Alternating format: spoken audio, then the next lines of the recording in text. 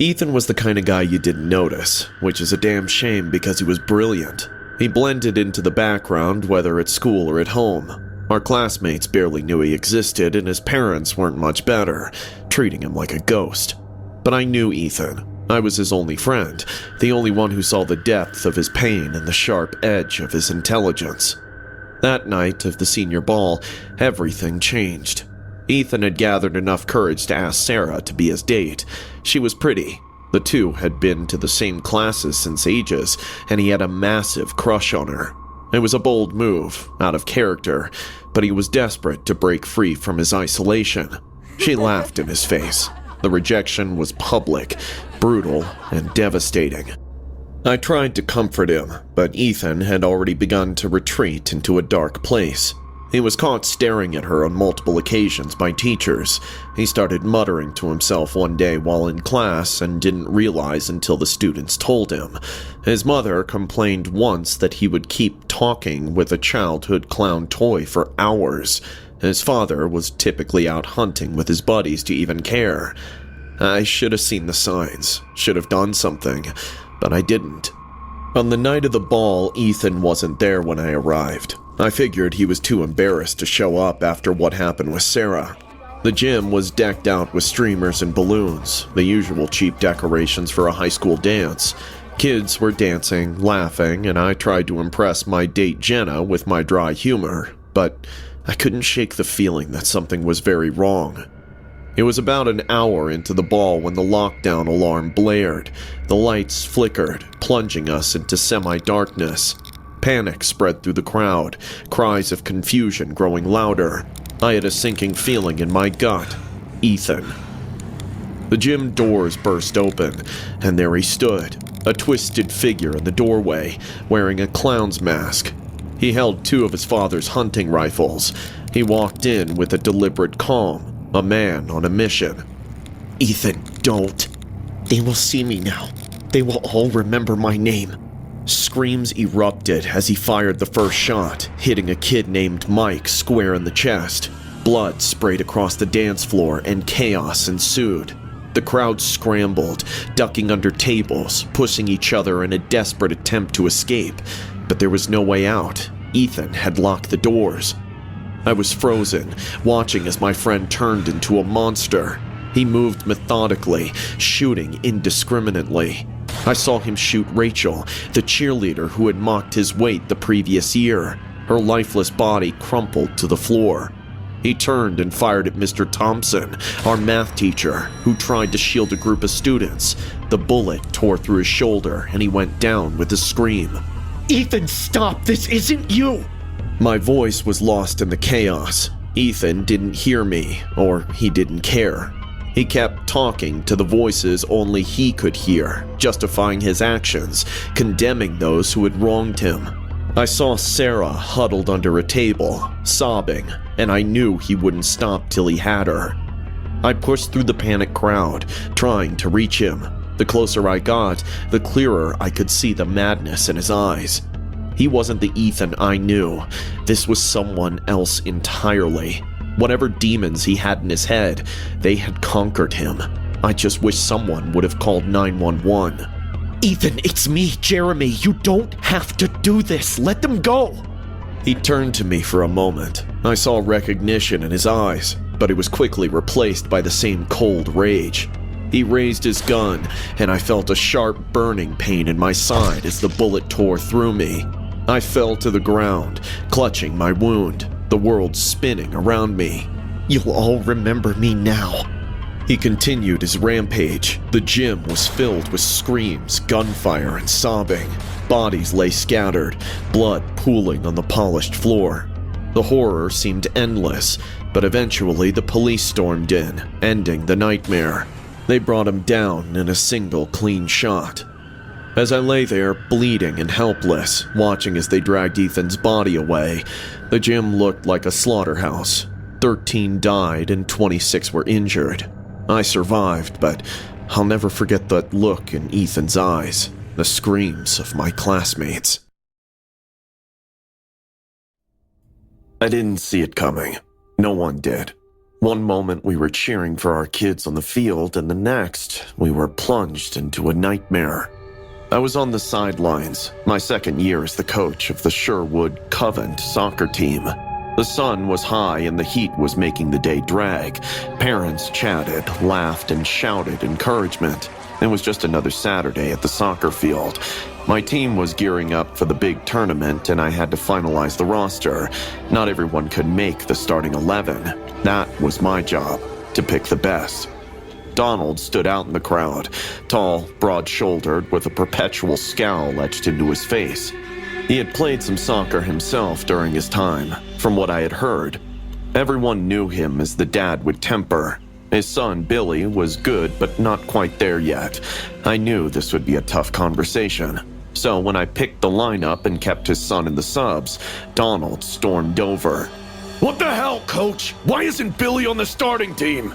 He's a good player, Donald, but he's not ready yet. We've got some tough competition. He didn't take it well. His face turned a shade of red I'd never seen before. He started shouting, hurling abuses at me. You think you know everything, don't you? My boy's better than half of those kids out there. The other parents backed me up. They tried to calm him down, told him it was just a game. But Donald wasn't listening. His rage was palpable, and I could see it in his eyes. Something was off. Finally, he spat at my feet, grabbed Billy, and stormed off. I thought that was the end of it. I was wrong. Horribly wrong. Minutes passed, then maybe half an hour. I heard a scream from the parking lot. I turned just in time to see Donald marching back towards us. But this time, he wasn't empty-handed.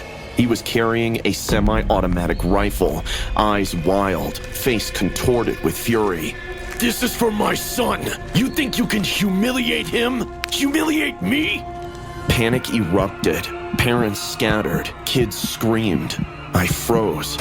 He opened fire and the world exploded around me. I felt a searing pain in my leg and crumpled to the ground. Blood soaked through my pants and I could barely think through the agony. I crawled towards the nearest cover, dragging my useless leg behind me. Around me, the scene was chaos. People running, bodies falling, screams of terror. Donald kept firing everywhere. I reached a concession stand and huddled behind it, gasping for breath.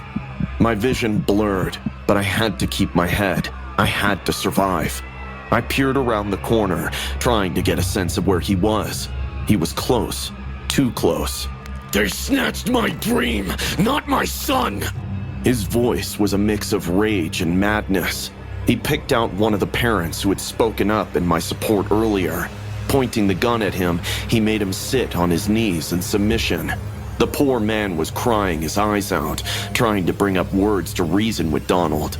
But Donald paid no heed. He pulled the trigger, and a single bullet went through the man's head, his body swaying slightly and crumbling to the ground.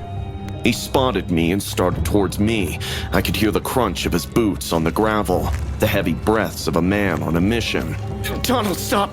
This isn't gonna solve anything. Think about Billy. I was desperate, trying to reach any part of him that was still sane, but he wasn't hearing me. He raised the rifle. I closed my eyes, bracing for the end. A gunshot rang out, but it wasn't from Donald. A police officer had arrived, aiming his weapon at Donald. The bullet hit Donald in the shoulder, spinning him around. He dropped his rifle, falling to his knees. You ruined everything. He collapsed, the fight draining out of him. The police swarmed in, disarming him and securing the area. I lay there, pain throbbing through my body, relief washing over me. Paramedics rushed over, tending to the wounded. I was loaded onto a stretcher, the world spinning around me, faces blurred and voices muffled. The last thing I saw before passing out was Billy, standing alone in the chaos, tears streaming down his face. The horror of that day was etched into my soul. I had faced death and emerged alive, but I knew that I would be scarred for life. No sign of him yet, Money Super 7? I had high hopes for you tonight. High hopes? But I knew that I would be scarred for life. I never believed in ghosts, even though I taught at St. Mary's Covenant School, right next to an old graveyard. Local lore said the nuns roamed in the grounds after sunset. Supposedly, these spirits belonged to sisters who had tragically perished in a fire decades ago. They said if you stayed late, you'd hear the prayers mixed with cries for help. Despite the chilling tales, I never experienced anything myself, until that fateful day. It was a Friday afternoon when the principal announced a lockdown. Apparently, a mass murderer had escaped from a nearby psychiatric facility and was reportedly on the loose. The authorities advised everyone to stay inside, and so we were trapped in the school until further notice. The school usually emptied out before sunset, but that day I found myself in the eeriest of predicaments, locked in with a handful of students in a graveyard just outside our windows. The sky darkened rapidly, and the hallways felt increasingly oppressive. The students, ranging from nervous to outright terrified, huddled in the assembly hall. I tried to keep them calm, but I could feel the chill. The principal asked few teachers to take a round and find if any kids were still left in their classrooms. I volunteered and grabbed a flashlight from the supply closet. The power was still on, but the long corridors seemed unnaturally dark. My footsteps echoed as I made my way through the silent halls. Classroom by classroom, I checked. Empty desks, silent chalkboards, nothing unusual, until I reached room 212. The door creaked open, and I was hit by a sudden, inexplicable cold. My breath fogged in front of me. The room was dark, save for the thin beam of my flashlight. As I scanned the room, the beam caught something reflective on the floor. I moved closer and gasped. It was a tiny silver cross necklace lying in a pool of dark liquid. Blood. My heart pounded. I turned to leave, but the door slammed shut. The temperature plummeted, and I heard a faint whispering, words I couldn't understand. I yanked at the door, but it wouldn't budge. Panic surged through me. Help! Someone, please! No response. Everyone was away. The whispers grew louder, now mixed with the soft sound of footsteps. I spun around. In the dim light, I saw them. Shadows moving across the walls. 3 figures in nuns' attires. Their faces dark like rotten skin, gliding towards me. Their whispers grew stronger and distorted. I backed against the door, desperately pulling at the handle. The figures grew closer, their prayers louder. One reached out to me, and I suddenly felt an icy grip around my wrist. I screamed and yanked my arm free, but the force sent me falling to the ground. My head struck the edge of a desk, and pain exploded through my skull.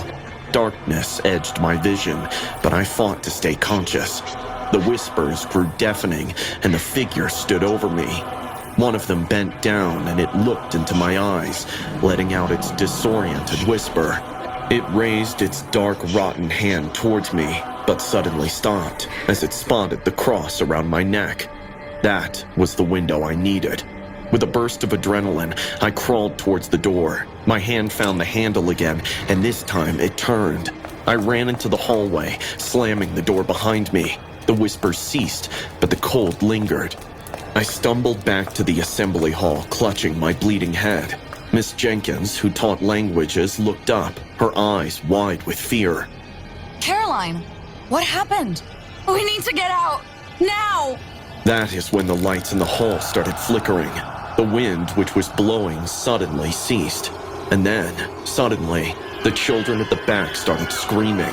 Everyone saw a dark figure in nun's clothes, standing there for just a few seconds, before it suddenly glided to the other side and disappeared towards the back door. There was chaos everywhere.